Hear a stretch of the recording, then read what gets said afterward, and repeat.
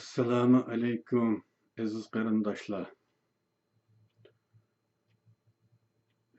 Bugun yana bir qatim sizlar bilan yuz ko'rish fursatini nasib qilgan Allohga hamdlar bo'lsin.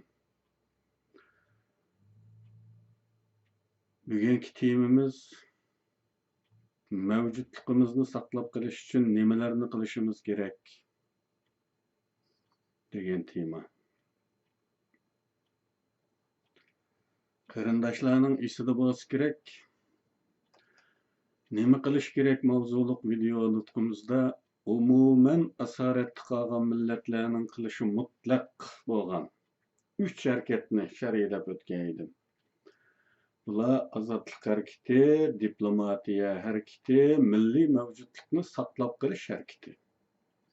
Shundaqla bu harakatlarning shart va sharoitlariga ko'ra navbat tartibining o'zgaradiganligini aytgandim. Bundan boshqa bizning milliy vaziyatimiz, Xitoy vaziyati, dunyo kuch nuqtalarining tutumlari nuqtasidan bizning azodlik harakatimizning belgisiz bir zamonga kechikkanligini, milliy mavjudligimizni saqlash harakati kun tartibining beshiga kelganligini aytgan edim. Bu cho'qim esinglarda bor. Bu holda milliy mavjudligimizni saqlab qolish uchun qanday amaliy tadbirlarni bugunning o'zida qila olamiz? Shuni oldin aytib o'tay, qarindoshlar, men faqatla o'zimning aqliga kelgan ba'zi tadbirlarni o'tirib qo'yaman. Bu birdan bir tadbir bo'lishi notayin, to'g'ri bo'lishini notayin, bek foydaliq, zada atilla bizga foyda keltiradigan turda bo'lishi notayin. Şuna başka bilgilerimiz, alimlerimiz, profesör, doktorlarımızın oylaganlar çokum buluş gerek. Ularning bu mavzuda to'liqlama qilishlari, xatolarni tuzitishi kutiladi albatta. Ash qatimqi so'zimda, ya'ni nima qilish kerak degan so'zimda, yana Uyg'ur tilini saqlab qolish uchun har kimning aqliga birinchi bo'lib keladigan Uyg'urcha o'qitish haqida to'xtalgan edim. Bu o'qitishning eng az 8 yillik majburiy mahorat tusida bo'lishimi shu so'zimdagi mazmunlardan biri edi. Chunki 8 yil Uyg'ur tilida o'qimasak Uyg'ur bo'lolmaydiganligimizni deb o'tdim. Oilada va o'zaro munosabatda so'zlashishlar bilan Uyg'ur o'g'rilmaydi. Bu tar doiradagi munosabatlarda ishlatiladigan so'zlarning hammasini tizimlab kelsangiz 1000 so'zdan oshmaydi. Ama bir millatning tilida kambag'al tillarda 50-60 ming so'z bo'ladi. Bu so'zlarni biz başka fen sahalarga ichkirilab kirgan siri, tafakkurimiz cho'nqurlab mangan siri, o'rgangan narsalarimiz ko'p bo'lgan siri, andan u so'zlarga kerak tuyuladi va u so'zlarni o'rganamiz. Unda olmagan vaqtida bek az so'z bilan munosabat qilib bo'ladi. Va buning bilan hech Uyg'ur o'g'ilmaydi va buning bilan fikir ishlab chiqargani, ideologiya ishlab chiqargani olmaydi yani. Ailada munosabat qilishga yaraydi. Endi bundaq rasmiy 8 yillik majburiy ma'rif programmi faqatla Turkiyada ishga tushishi mumkin. Bunimi shu so'zimda eslatib o'tdim herhalde. Bulardan boshqa nimalar qildiganligimiz endi bugungi so'zimizning asosiy maqsadi. Endi bir millatning yo'qolib ketishiga yuz tutib qaytadan tirilishi tilga ilinsa, hamma odamning aqliga birinchi bo'lib keladigani Yahudilar. Yahudilar milodiy 70-yillarda bugungi Falastin tuproqlaridan qo'g'lab chiqarilgan Rim imperiyasi tarafidan qo'g'lab chiqarilgan va Rim imperiyasi ta'basining sirtida yashashga majburlangan. 2000 yildan keyin, az kam 2000 yildan keyin Yahudilar davlatini asliga keltirdi. İsrailiya davlatini. Onun uchun bir millat yo'qolishga yuz tutayotgan bo'lsa, eng avval aqliga buni keltirdi va ular qanday bu 2000 yil ichida yo'qolmay yüzünü saqlab qala oladi degan narsa darhol aqlga keladi. Onun uchun biz bu haqda ko'p misollarni elishimiz g'oyat tabiiy. İsrailiya davlat asliga kelish arafasida Yahudilar tilni tiriltirishni o'ylashgan edi. Til tugagan. Tugmadi deyilgandimi, oilada ishlatiladigan qar doiraga chiqib qolgan. Tilni tiriltirishni o'ylagan vaqtlarda oldi bilan Yiddish va İbrani tillari orasida bir tanlash muzokarasi qilib, Yiddish tilining milliylik xususiyati tuban, aralashmalar bek ko'p deb qarab, İbrani tilida qaror olishgan. Yana bir tarafdan Musaviylarning muqaddas kitoblari Tavrat, Zabur, Kabala, Talmud qatorliqlarning va yana boshqa nurg'un tarixiy vasiqalarning tili İbranicha bo'lg'achqa. Bu tanlash to'g'ri bir tanlash deb qaralgan. İbrani tili bu zamanda tamamen qo'llanishdan qolgan o'lik bir til edi. İsrailiya vujudga kelishining oldida. Agar zikri kechgan muqaddas kitoblar, ya'ni ular uchun muqaddas bo'lgan kitoblar, tarixiy vasiqalar bo'lmaganda bu tilning so'zlik ombiriga erishgili bo'lmaydi. Tirildirishdan so'z ochgili bo'lmaydi. Xayriya. Aşı kitoblar, yozmalarning bo'lgani. Bular menga tafakkur qilishim uchun bir ipuchi berdi. Demak, til o'lmas kitoblar, hujjatlar orqali saqlanib qoladi. So'zlik ombiri. Bu yerda saqlanib qolishga tegishli so'zlik ombiri. Chunki biz yuqorida degandek turmushimizda hayotning tuvan sohalarida bir tildagi, milliy tildagi butun so'zlarni ishlatib ketolmaymiz. Biz saqlab qola oldik desak, 1-2000 so'z saqlab qolishimiz mumkin. Qolgan so'zlik ombirimizga erishish uchun ashunda yozma hujjatlar lozim bo'ladi. Demak, o'lmas kitoblar, hujjatlar orqali saqlanib qoladi. Tilning saqlanib qolishi millatning tirilish uchun bir umid, xemiyturuch. Bu vaqtda yana bu Irlandiyani misol berishimiz mumkin. Irlandiyaning tili asosan tugagan.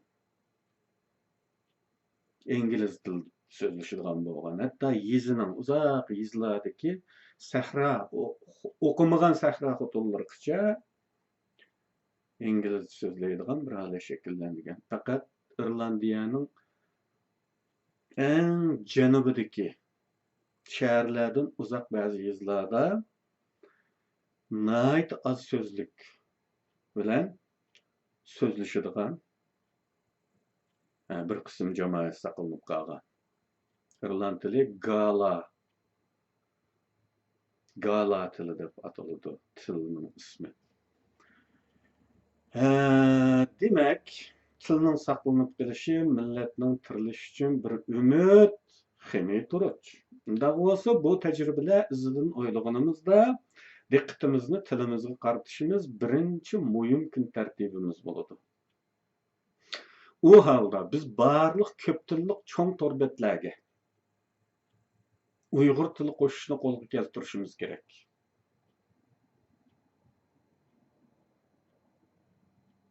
Torbet egisi bir tilning ko'proq qo'shilishini o'zining texmi zo'riyishi deb biladigan bo'lg'achqa, biz o'zimiz xohlasani tarjima qilib beradiganligimizni bildirsak qarshi oladi, qarshi turmaydi.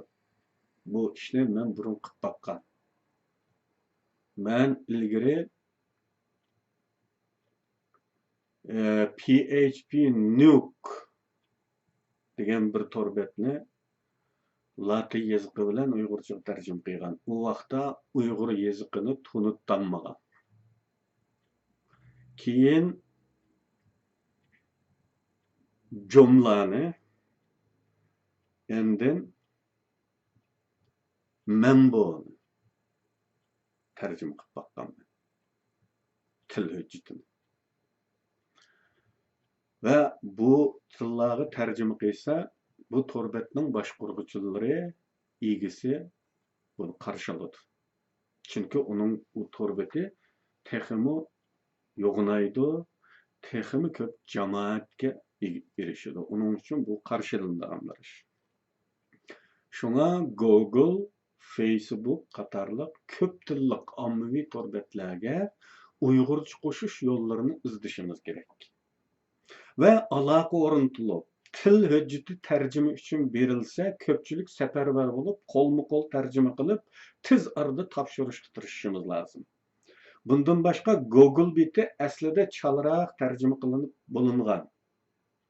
Google'ning Uyg'urcha tarjimasini ko'rganman. Lekin mukammal emasdi.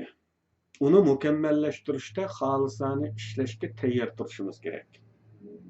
Andın Google tercümaniga.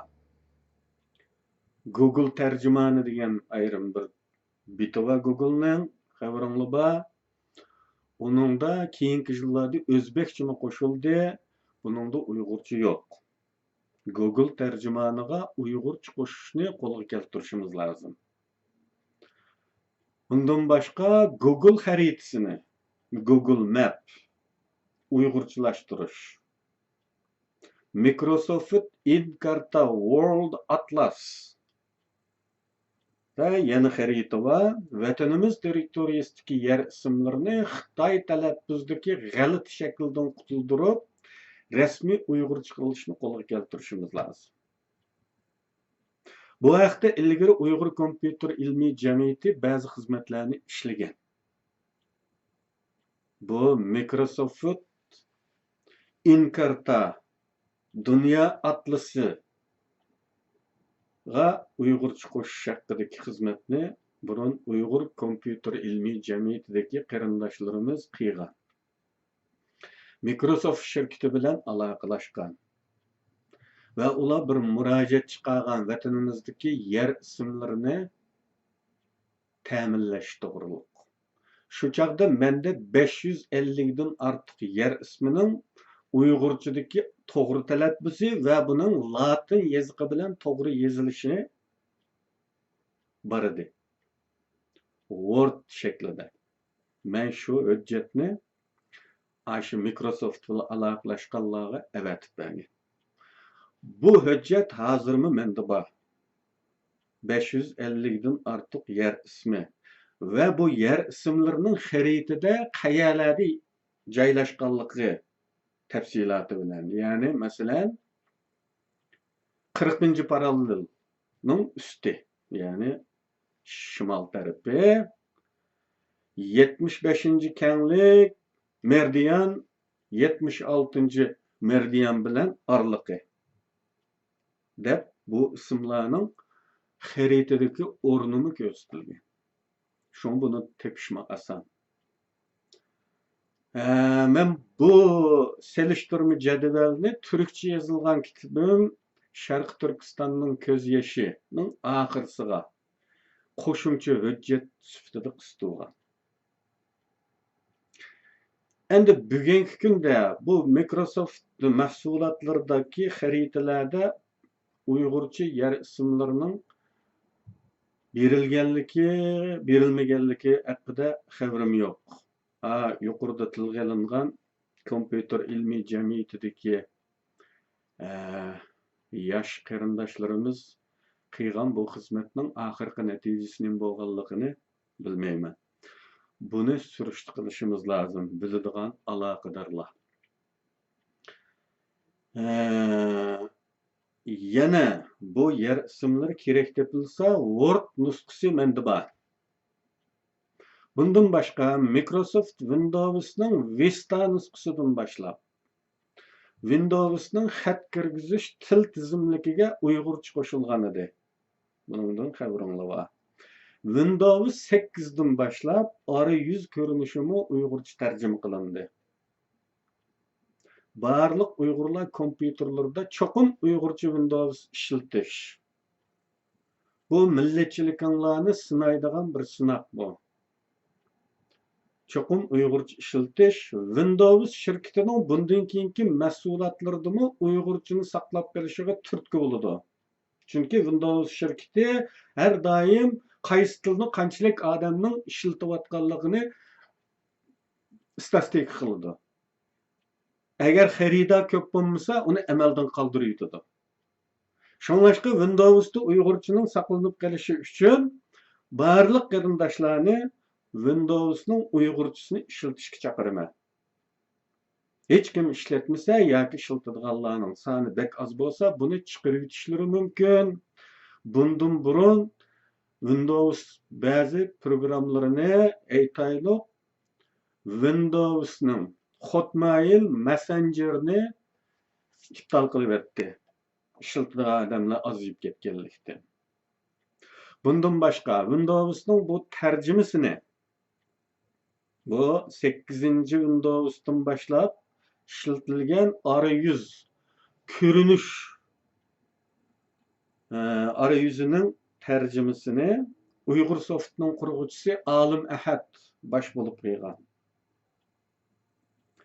Tarjimaga boshqalarga ancha-muncha yordamda bo'lgan herhalde. Ammo bu tarjimaga qatnashganlarning orasida Uyg'ur tilining mutaxassislaridan birisi yo'q bo'lg'achqa. Bu so'zma-so'z tarjima ba'zi joylarda bekma mos kelmagan. Hatto bir oz kulkulik tuyuladi. Nimarsiki bo'lmasin, dastlabki yo'l sog'uvchilarga Olim Ahadga Alloh ajrini bersin. Ammo buni to'liqlash va tuzitishning zaruriyati bor. Bundan boshqa Microsoft Office'ni Uyg'urcha qo'shishni qo'lga keltirishimiz kerak. Yana aqllarning, ya'ni aqlliq tilpullarning arayüz ko'rinishlarini uyg'urchalashtirishning yo'llarini izlash kerak. Bu nüfuzlu kishilarimiz ijtimoiy aloqa faoliyatlari elib borarligidek salohiyatli kishilarimizning tirishchanligiga bog'liq. Ular aloqa o'rin tutmasa, boshqalar qo'lma-qo'l tarjima qilsa bo'ladi. Yana Wikipedia to'ridagi Uyg'urlarga oid uchurlarga qarab chiqishni biror tashkilot tashkillasa, to'liq bo'lmagan yoki Xitoyning ichidagi bir millat sifatida berilgan mazmunlar bo'lsa tuzitib to'liqlasak, tariximiz haqida, bugunimiz haqida, tarixiy shaxslar haqida, territoriyamiz haqida, mustamlikaning boshlanishi va taraqqiyoti haqida qancha ko'p tilda uchur ambarlay olsak, shuncha yaxshi bo'ladi. Buni birdilla qilib bo'lmasa, vaqtga bo'lib avval Uyg'urchasini, ondan inglizchasini qilib, keyin yetishadigan tillarning hammasini qilsak. Bundan boshqa inglizcha, Uyg'urcha cho'ng so'zlik tuzib nashr qilish. Bunda so'zlik hozirgacha nashr qilinmadi. Kichik so'zlik, bek cho'ng degandimi, o'tirhal so'zliklar bor bo'lsa-mu, ensiklopediya tipidagi hammani qapsaydigan, kerak topilganda rasmlar bilanmi izohlangan cho'ng so'zlik zaruriyatdir. Texmi muhimi Uyg'urcha, inglizcha cho'ng so'zlik. İngilizce, Uyg'urcha har holda bor. Ammo Uyg'urcha, inglizcha so'zlik yo'q yoki bakmi yetarsiz. Bu eng ojiz xalqimiz. Bundaq bir so'zlikni kitob shaklida ko'rib boqmadim. Bo'lsa-mu kichik hajmliklar bo'lish kerak. Irfon, muallim qatorliq elektronlik so'zliklar ishlangan bo'lsa-mu, buning ichida Uyg'urcha, inglizcha so'zlik eng ojiz halqi bo'lib qolgan. Yani söz emas söz grupları, yerim cümle desin bulduğun bir munç sözlerinin tizminleri var. Ama adetdeki tüp söz yok. Masalan, esimde qolganlardan birini desem, avtobus bilan safar qilish deb bir modda bor. So'z yani. Bu so'z tizimlikidagi bir so'z shaklida berilgan bo'lsa-mu, bu yerda 4 so'z bor. 4 so'z. Avtobus bilan safar qilish. Bu kadar narsa so'z sifatida berilgan. Ammo odatdagi bir so'zni izlasa topila olmaydi. Ammo menimcha bularni qilib ketish kuchimiz yetadi. Men bir cho'ng so'zlikka tayyorlik qilishga boshlagan. Turkiyadagi chig'imda so'z kirgizishni boshlagan. Kompyuterga ham so'z kirgizishni. Kanadaga yana kelgan kunlarimda yana biroz davom qilgan bakachalarimda 4000 dan ortiqroq inglizcha ham so'zni kompyuterga kirgizgandim. Yani C harfini tugutib D harfiga kelgan. Keyin vaqt chiqarolmay to'xtab qoldim. Kompyuterda xat urishni biladigan uy xonimlari biror cho'ng tipdagi ingliz tili so'zligiga asosan avval inglizcha so'zlarni kirgizib tugatsa, andin uning yeniga uyg'urchasini qo'ysak, izohlasak bo'ladi. Buni her harfni birdan odam bölüşüp olib qo'ysa, qisqa muddatda nihoyat tezlik tugatgan bo'ladi. Nima uchun bunday cho'ng tipdagi so'zliklarga ehtiyojimiz bo'ladi? Qarindoshlar, vaziyatimiz tasavvur qilganinglardan ig'ir. Shundaqla bizning ozodlik harakati elib berish saviyasiga kelishimiz asrlar elishi mumkin. Balki ming yillarga ketar. Yahudilarga o'xshash. Bu vaqtgacha tilimiz qalamdi. Tilimiz yo'qolsa, tekrar tirildirish uchun bundaq ilmiy emgaklar, qomuslar, keng ko'lamdagi ishlatish muhiti hammasi mavjudligini qayta tirilishim kerak. Torda bir ana til gruppasi bor. Yoki WhatsApp'dami? Aytavur, mening kallamda qilishicha bir ana til gruppasi bor. Mushundaq bir ana til gruppasi so'zlik tuzish ishiga bosh bo'lsa, xam so'zlarni kompyuterga kirgizish uchun boshqa qarindoshlarimiz o'zlarini ma'lum qilsa va aloqalash orqali harflar bo'lishib olinsa, tugatgandan keyin bir yerga to'plansa, yana harflar bo'yicha taqsimlanib uyg'urcha izohi qitilsa, andin oxirida bir guruh uyg'ur tiliga pishiq bo'lgan bir qancha odamdan tuzilgan bir tahrir hay'ati tarafidan birlikka keltirilsa. Menimcha bugünkidek bir kompyuter davrida bu ish uncha ularni ta'sir emas. Uyg'urcha so'z ombiri menda bor. Word nusxasi bilan eng oxirgi Uyg'ur tili imlo so'zligining so'z ombiri. So'zlar, xam so'zlar. Va bu ham so'zning yeniga inglizchasini qo'ysak, bu uyg'urcha inglizcha so'zlik degan gap. Bu imlo so'zligimizdagi uyg'urcha so'zlar yetarlik emas. Men mush so'z cho'qim yo'q deb ba'zi so'zlarni izlab baqdim. Haqiqatan yo'q. Yo'q chiqdi. Andim ba'zi so'zlar uyg'urcha emas, ba'zi so'zlar uyg'urcha qilib qitib qo'yilgan. U mahallaviy shaklda ishlatilgan chet el tili so'zlari uyg'urcha hisobida qitib qo'yilgan. Agar bir so'zning uyg'urchasi bor bo'ladi ekan, uni mayli charchan chaqiliq ishlatsin, mayli uni yakan qaqiliq ishlatsin, uyg'urlar ishlatgan uyg'urchasi bo'lsa, biz chet elchisini uyg'urcha deb e'tirof qilmay chiqarib tashlashimiz lozim. Masalan, mogo, İngilizce mushroom. Kim biladi buning uyg'urchasini? Uyg'urchasini biladiganlar bormi orangizda? Ishonamanki cho'qim yo'q. Va bu uyg'ur tilining izohlik lug'atlardimi, imlo lug'atidami hech joyda ko'ringan emas buning uyg'urchasi, qadrli qarindoshlar. Ammo bu Lopnur dialektida, ya'ni Lopnur shivsida bu Mogo'ning uyg'urchasi bor. Ahimbash.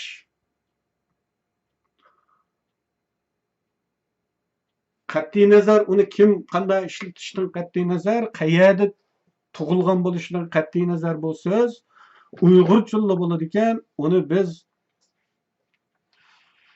o'rtaq uyg'urcha hisobida so'zligimizga qatishimiz kerak. Chunki tilning qonuniyati bu. Bir tilda, markaziy dialektida agar ma'lum so'z bo'lmasa, eng avval dialektlardan izlaymiz. Shivlardan izlaymiz va u yerda bor bo'lsa, uni markaziy dialekt qilib olamiz. Agar shivlardan tepilmasa, eng avval qarindosh tillarga murojaat qilamiz. Uningdan qabul qilamiz. Uningdan tepilmagan vaqtida bu doirani texnik kengaytib, diniy qarindoshlarimizning tillaridan izlaymiz. Uningdan tepilmagan vaqtida andin g'arb tillaridan izlaymiz. Hech qachon xitoychisini ishlatmaymiz. Bu qoida. Chunki bu millatchilikdan tug'ilgan qoida emas. Mening tepag'inim emas. Aralashib yashagan millatlar bir-biridan so'z qabul qilsa, assimilyatsiya tezlashib ketadi. Shunga bizdan yiroq bo'lgan millatlardan qabul qilsak, u bexatarlik bo'ladi. Mana shunday. Menda har holda Uyg'ur tili imlo so'zligi o'z ichiga olgan Uyg'urcha so'zlarning hammasi bor. Va buning kamlarini to'liqlasak, bu tayyor xam so'z ombiri. Endi inglizcha go'zal bo'lgan, inglizchani pishiq biladiganlar o'zini ma'lum qilib, buning asli qo'shaman desa, harf bo'yicha taqsim qilib beraman. Buni ashunday tutiralaymiz. Yana bir masala. Psixologlarimiz qilishga tegishli ishlarda aytib ko'p. Chunki biz oldi bilan ruhimizni azod qilishimiz kerak, qarindoshlar. Ruhni azod qilmay turib, jismoniy azodlikning bo'lishi mumkin emas. Bu vaqtda biz yana so'zlaymiz, nima uchun ruhimizni azod qilmay turib, jismoniy azodligimiz mumkin emas deymiz. Ko'ryapsizlar, yillardir chet ellarda yashayotgan, erkin dunyoda yashayotgan nurg'un qarindoshlarimiz hozirmi o'zining milliy bayrog'idan qo'rqadi. Hozirmi siyosiy gap so'ronga bormaymiz deydi. Bu ruhdagi qulluq bu. Uning uchun ruhni azod qilish birinchi qadam bu. Xitoylar bizni psixologiya jihatdan qaytadan shakllantirgan bo'lsa, endi buni biz ta'tirga yondirishimiz lozim. Shunga eng ko'p xizmat salmoqi psixologlarning ustiga tushadi. Nima uchun? Dushman bizning ruhiy dunyomizni buzg'unchilik uchratdi. Zehn kontroli, idrok hosil qilish, qayta shakllantirishlar orqali qo'rqinchoq, umidsiz, bilimsiz, shundaqla bilimga intilmaydigan, ozodlik uchun qurbon berish ro'yi bo'lmagan zaif ruhdagi yangi Uyg'ur yaratdi. Endi psixologlarimizga tushudigani dal shu usullarni qo'llanib Uyg'urni yana bir qayta shakllantirish suzgichidan o'tkazish. Mao Zedongning bir gapi bor edi. Biz dushmanning mantiqasi bo'yicha ish qilamiz. Jangchi qilichini bilayotdi, bizmi qilichimizni bilaymiz degan. Shunga o'xshash bizmi dushmanning mantiqasi bo'yicha ish qilib, u bizni qayta shakllantirib buzgan bo'lsa, biz qayta shakllantirib o'zimizni tuzaymiz.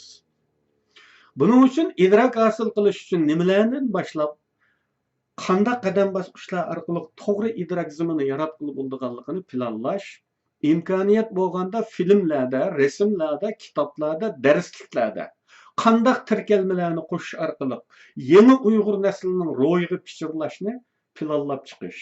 Ya'ni bir ma'arif programma tuzib chiqish, psixologik talqinlarning qadam bosqichlarini planlash. Chunki men hozir o'zimga mayon bir tog'dan bir bog'dan so'zlayapman qarindoshlar. Aslida buning bir pallampaysimon tuvandan yuqoriga taraqqiy qiladigan qadam bosqichlik bo'lishi kerak edi. Mening so'zlayotganlarim. Endi chora yo'q. Chunki men psixolog emas va bunday bir planim yo'q. Agar shunday bir plan bo'lgan bo'lsa-edi, men u planga ko'ra qadamma-qadam, bosqichma-bosqich so'zlasam daha yaxshi bo'lardi. Mening oldingi videolardagi so'zlarimda bu mazmunlarni tilga olishimda bir maqsadning dal dushman qilganning ta'tirini qilish orqali millatni yangidan shakllantirish maqsadi bor edi. Bir chog'larda muhtaram inim Erkin Sidiq milliy mavjudlikni saqlab qolish, chet ellarda g'oyib bo'lmasligimiz uchun oddiy bir taklifda bo'lgan edi. Ballarımızın otur ismini Uygur deyiş ve bunu avlat davamlaştırış. Bu nait obdan teklif. Ben bununla derhal avaz koştum. Şu zamanda avaz koştum ben. Yani o 7 yılının aldıda avaz koştum bununla. Asli hüccetlerimizde men bakıygan kimlik hüccetlerimizde isimlerimiz bek doğru emas idi. Mana şunu tüzütüş bahanesi bilen men ballarımga Uygur dep otur isim koştum. Hazır kanuni hüccetlerdeki toluq isimlerde Uygur dep var. Bunu umumlaştırışmı yana bir ameliy çare hesaplanıdı. Erkin Sidiq bunu yakınki bir radyo söhbetide tekrarlaptı. Bununla avaz qo'shaylik qarindoshlar. Bundan başka milliy kimlikni saqlashda her bir uşaq erzimagan ishlarga diqqat qilishimiz, hamma ishga milliy kimlik bilan muomala qilish va har doim o'zimizning qilmishlarini bu o'lcham bilan imtihon qilib turishni odat qilishimiz kerak. Shu savollar o'zimizdan so'rilib turish kerak bo'lgan savollardir. Tor sahiflarda yozishga to'g'ri kelganda Uyg'urcha yozamsiz, latinchami? Ballarınız öyde Uygurca sözlemdi. Uygurçadaki ifadalash seviyesi qanchalik? Uygurluğunuz, Uygurluk tuyg'ularınız an qatlamidimi yoki ansızlığınızdımı? Kompüterinizde Uygurca Windows ishlatamsiz yoki o'zingiz yashayotgan davlatning tilinimi? Agar siz boshqa tilda o'qigan Uyg'ur bo'lsangiz, deylik ki chet elda tug'ilgan. Masalan, Turkiyada tug'ilib, turkcha o'qib cho'ng bo'lgan. Yoki Sharq Turkistonda tug'ilgan bo'lsa-mu, Xitoy maktabda o'qib, Xitoychani birinchi tafakkur tili sifatida qabul qilgan Uyg'ur demakchi. Uyg'ur tili va yoziqini normal saviyada bilamsiz yo'q. Agar siz o'zingizni siyosiy da'vo sifatida boshlamchilardan deb bilsangiz, Uyg'ur tilini nutq so'zlayanligidek, maqola yozaligidek saviyada bilamsiz yo'qmi? Agar bilmasangiz yoki chala bo'lsangiz, buni qisqa muddatda o'rganish milliy burchingizdir. Chunki millatchilik millatiga bo'lgan muhabbatning bir xil atilishidir. Millatiga bo'lgan muhabbati haqiqiy bo'lgan bir kishining o'z ona tilini chala bilishi aql qabul qilinmaydigan turdagi bir ishdir. Hatta onun milletçilik davasıga shak tushirdi mening qarashimda. Chunki muhabbat rasul bo'lganda bu shunday bir kuchli energiya bo'ladiki, sizga qisqa muddatda ravon so'zlash saviyasi ato qila oladi. Agar aksichi bo'lsa, millatchiligingizga ishonishga jafoda qolamiz. Yeziq faqat o'tishki belgidan iborat bo'lgani uchun, aql normal bir odam uchun bu faqat bir kunlik ish. Ben bunu sınab bakkanman. Mening Turkiyada o'qiyotgan ikki o'g'lim bir kunda o'rganib bo'lgan Uyg'urchani. Uyg'urcha yoziqni. O'rta Osiyo Uyg'urlarini to'pimizga qatish. Bu yana bir muhim nuqta. O'rta Osiyo Uyg'urlarida milliy tuyg'ular bekmi zaif. Ular hatto tas qiladi o'zlarini Sharq Turkistonlik Uyg'urlar bilan aloqasiz boshqa bir xalq deyishga. Sharq Turkistonni Xitoy, Sharq Turkistonlik Uyg'urlarni Xitoyliklar deydigan g'alati qiliqimi bor. Mana mushuningdan biz ularning milliy safosini bilalaymiz. Bu haqda men ilgari majmuaning birinchi tomida ikki mavzuda to'xtalgandim, ikki maqola bilan. Birisi O'rta Osiyo Uyg'urlarining milliy safosi va biri O'rta Osiyo Uyg'urlarida mashhur shaxslar degan ikki maqola. Shularni ko'rib beqishinglarni tavsiya qilaman. Ularning zo'r ko'pchiligi o'zlarini milliy taqdiriga aloqasiz hisoblaydi, O'rta Osiyodagi Uyg'urlar. Vaholanki Uyg'urlikning eng oxirgi qo'rg'ini Qozog'iston bo'lib qolishi mumkin, qarindoshlar. Bu yerdagi nüfusning ko'pligi bir afzallik. Ammo bu Uyg'urlarning Uyg'ur yezig'i bilmasligi aramizda bir hang paydo qilib turibdi. Bu ikki kommunist imperiyasining zaharxandiligining natijasi. Sharq Turkistondagi ziyolilarning hammasi degidek qirilcha o'qiy oladigan bo'lsa-mu, O'rta Osiyo Uyg'urlari Uyg'ur ilifbasini bilmaydi. Ziyolilarim bilmaydi hatta. Texmi chataq yeri uni Uyg'urcha deb tanimaydi. Arabcha deydi uni.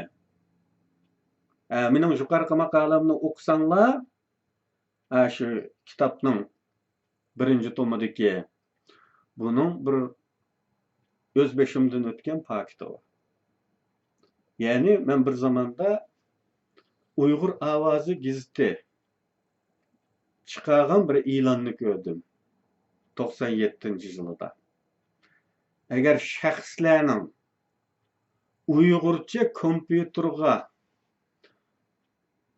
oladigan hujjatlari bo'lsa, biz kompyuterga app beramiz deb e'lon chiqarganlik uchun men Jannatning ochqichi degan kitobni ta Bishkekdan Olmutaga shu Uyg'ur ovozi gazetining tahrir bo'limiga olib bordim.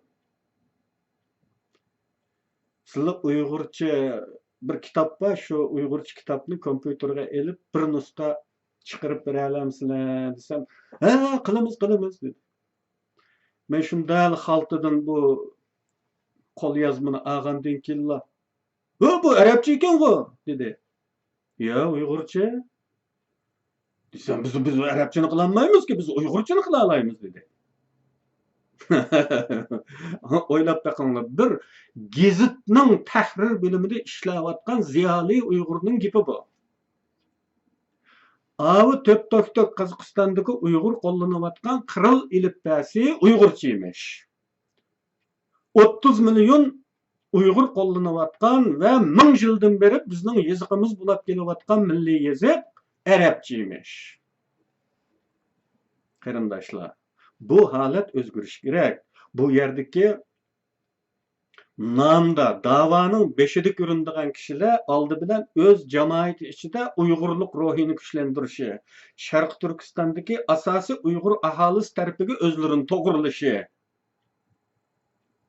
ya'ni millatning zo'r ko'pchiligi qo'llanadigan va tarixdan kelayotgan yezikni milliy yezigimiz deb tunuydigan vaziyatga keltirishlari kerak. Ondan internet soyasida, yeziq birligi soyasida aramızda bir kövrük asıl buludu. Stalin Marksizm ve tilshunoslik meseleleri namlı kitabında milletlerinin asasi belgileri qatarida territoriya birligini sanagan. Ve bununla Angliya ve Amerika İngilizlerini misal vergan. Gerçi bular bir manbadan bo'lsa-mu, o'xshashli İngiliz bo'lsa-mu, territoriya birligi bo'lmaganligi uchun tadrijiy holda ikki millatga aylanayotganligini misol qilgan.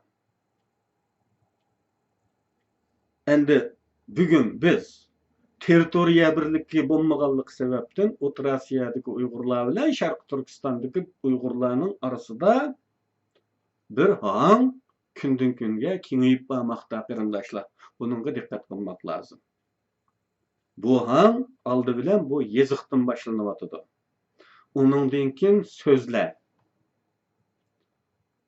Rusça qiyafet alğan Uyg'urcha so'zlar va O'rta Osiyoning tilida. Va rus formasidagi jumla qiliplari var. Hatta hech narsa tushunib olmaydigan jumlalarni ko'rganman. Chunki uning ega xabar bo'laklari almashib qolgan bo'lganligi uchun jumladagi o'rni hech narsa tushunib olmaydi. Buni tuzatish lozim. Agar O'rta Osiyoda o'zini millatchi hisoblaydigan Uyg'ur bo'lar ekan, u cho'qim oldi bilan yeziqdan boshlash lozim ishni. Va u boshqalarga buni tashabbus qilish lozim. Bu hol tuzatilmasa, xuddi Stalinning deganidek vaqtning o'tishiga ergishib, territoriya birligining bo'lmasligi bir millatni tadrijiy holda ikki millatga aylantirib o'tishi mumkin. Yaqindan beri mening Facebook'dagi do'stlarimning tizimligida O'rta Osiyo Uyg'urlari xili avib qolgan bo'lsa-mu, ularning ismlaridan tortib yo'llagan narslargacha bir xil yotlish bilinib turibdi. Tabiiyki, men bilan bevosita so'zlashish talabida bo'lganlarim bo'ldi. Ularning inkosidan qaraganda bu taraflardagi Uyg'urlar yaxshimi Qozog'istonda bo'lib qoptimiz, shuningga shukr qilaylik. Elimi Xitoylik bo'lib qolmabdiq. Endi u tarafdan umid yo'q. Bu yerdagi kunimizga shukr qilaylik degandek tutum ifodalaydiganligini ma'lum qilishyotdi. Bulardan shuni uqdimki, ular Sovet imperiyasi davrida umumiy Sovet odami deyildigan. An'anaviy milliy kimlikdan yotlashtirib, Sovet odami yaratish yo'lidagi tashviqot va ijroatlarning zariga uchragan bo'lib, ularning enida kim bo'lib yashash asosan muhimlikdan qolgan. Yaşsızlı bo'ldi. Shunga yo'llaydigan narsallari ham baharlashgan narsalarga qarasaqmi, ular go'yo olamni to'pon bossa ho'sh qilganmaydigan bir xil beg'am, benormal baxtiyorlik cho'ngan. Yezishmalarda rus tili shiltidi ba'zilari. Mana shunday taqlidda. Agar tashkilotlar bularning milliy kimligi mavzusini qo'lga olib, amaliy ish olib bormagan taqdirda, bundaq tashkilotchilarning, liderlarning haddi harakatlari riyokorlikdan boshqa narsa emasligini oshkor qildi. Yana ta'kidlayman, O'rta Osiyo Jumhuriyatlaridagi Uyg'urlar milliy mavjudligimizni saqlab qolishda intayin muhim ahamiyatga ega. Agar ular sepimizdan joy olmasa, tirajash kuchimiz zo'r darajada ojizlab ketadi. Milliy mavjudlik mavzusi tilga olingan ba'zi suhbatlarda, xabarlarda Yahudilarning milliy mavjudlikni saqlash jarayoni tilga olinibdi. Men bu Yahudilarni misol qildim yuqorida. Endi mush fursatda bir tirnoq ochib deydiganim bor, vatanparvarlarimizga hech bo'lmagandimi ideologiya hisoblanadigan ziyolilarga, liderlarga Siyonizmning fikr atisi Teodor Herzlning Siyonizm harakatini tashkillash, vujudga chiqarish jarayoni xotirlangan xotirasini va tasavvurdagi qurilg'usi Yahudi davlat haqida o'ylaganlarni yozgan Yahudi davlati nomli kitobini o'qib qo'yishni tavsiya qilaman. Yahudi davlati nomli bu kitob İsrailiyaning qurilishidan 50 yil burun yozilgan. 50 yil ichida bir davlatimiz qurilishi kerak degan fikr ilgari surildi. Siyonistlarning planlarida. Dal 50 yil bo'lganda haqiqatan dunyoda bir İsrailiya maydonga keldi. Uning uchun dinimizdagi prinsiplarda hadisda deyilgan ilim chinda bo'lsa berib o'rganish haqidagi bu tashabbusga moslashib, biz uning Yahudi bo'lishi, yana birinin bo'lishi bilan karimiz yo'q. Biz uning dinini qabul qilmaymiz. Nima tajribalari bo'lgan? Nimalarni qilgan? Biz uning uchun foydalanishimiz lozim. Buni o'qib qo'yinglar qarindoshlar. Shuni tavsiya qilaman. Endi Yahudilarni misol qilgan ishimizga kelaylik. Endi misolga qildik, lekin diqqat qilishga tegishli nuqtalarmi yo'q emas. Yahudilarning o'zlarini saqlab qolishida ikki muhim omil bo'lgan. Biri Yahudi dini. Bu din yepiq din bo'lishligi bilan Yahudilarning boshqalar bilan aralashib ketmasligida muhim rol o'ynagan. Boshqa dinlar to'xtamay dinni yeyish urinadi. Texmi ko'p odamni jalb qilishga tirishadi. Ama Yahudi dini unday emas. Anadan balaga yutadi. Onun sırtıdan bir Yahudi qabul qilinmaydi. Başka dindan yoki dinsiz birisini Yahudi qilishga urinmaydi bular. Yana biri Yahudilar 2000 yil qadar uzun bir tarix jarayonida gettolarga mahkum qilinib, yeklinib turganligi ularning mavjudligida muhim rol o'ynagan. Getto deydigan bir mahalla bo'lgan.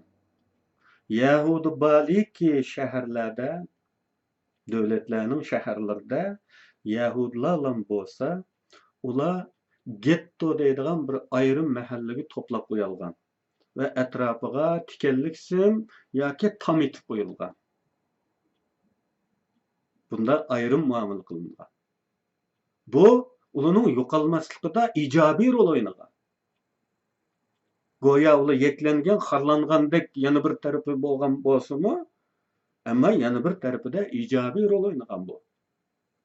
Bu nuqtada hatta Amerika'nın ko'p xil kültür qaynashmasidagi sistemi, erkinlik havasi, Yahudilarni gettolarga ayırmay teng barabar muomala qilishlarning Yahudilarning yo'qolishini tiziltib atganligi haqida zarlanishlar bo'lgan. Yani bu erkinlikdan zarlangan bazı Siyonistlar. Biz bunda ayrımçılık olmagan bir muhitda yo'qolib ketadigan bo'ldik deb ensirgi. Çünkü yaklash bir xil milliylik nasltish, milliylik bilan qilishga sabab bo'ladigan natija beradi. Undan boshqa iqtisod. Yahudilar buningdan 200 yil burunlar iqtisodiy jihatda dunyoning ba'zi cho'ng ishlariga yo'nalish belgilaydigan saviyaga yetgan. Napoleon'un Waterloo urushida Angliyadaki Rothschild ailesi ve bu kişi dünyanın en bay adamı hesaplanıdı. Rothschild ailesi Waterloo urushida her iki taraflı iqtisod bilan ta'minlagan degan gaplarmi bor, ayna qarashlarmi bor. Ama nayt aniq bo'lgan bir yeri Rothschild ailesi iqtisodiy josuslikdan foydalanib Waterloo urushining natijasini davlatlardan, hokimiyatlardan bir kun burun bilib olgan.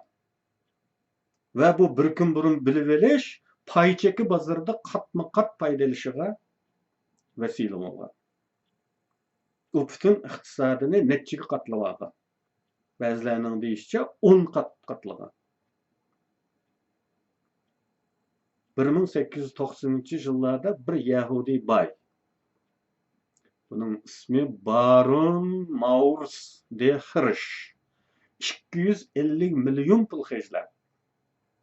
Argentinadan yer setib olib, dövlətlərdən taşqırı tepilgan Yahudilarni shu yerga ko'chirib, makallaştırışdek büyük fidakarlıklarını qılalıqan. 250 milyon. Bundaq çoğun baylar bizde yok. 250 milyon pulu var bay barma bizde? Yok. Belki vardı ama bir ikisi vardı. Ama tehi ula üzün toyguzap olanmadı. Yani közü tek toymadı. Bu bir tarafı endi yeni bir tarafı milli taxtir, milli istiqbal uchun pul xərcligidek sapalık emas.